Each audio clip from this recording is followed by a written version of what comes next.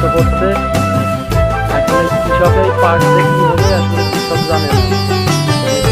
Maximum পাটই নষ্ট হয়ে যাবে পানির অভাবে। আর আপনাদের জেলাতে যদি, আমাদের রাজবাড়িতে আসলে পানির খুবই কষ্ট বর্তমান, আপনাদের জেলাতে যদি এরকম পরিবেশ বা অন্যরকম ভালো পানি হয়ে থাকে তাহলে কমেন্টের মাধ্যমে জানাবেন।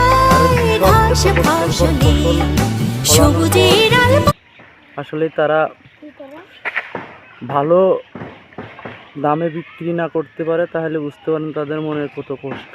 তো যারা আমাদের কৃষি ভিডিও দেখে থাকেন, আশা করি ভিডিওটা আপনাদের ভালো লাগবে। আর যে যেখান থেকে আমাদের ভিডিও দেখবেন কমেন্টসের মাধ্যমে জানাবেন। আর কৃষি ভিডিও কেমন লাগে একটু আপনারা বলবেন। ধন্যবাদ।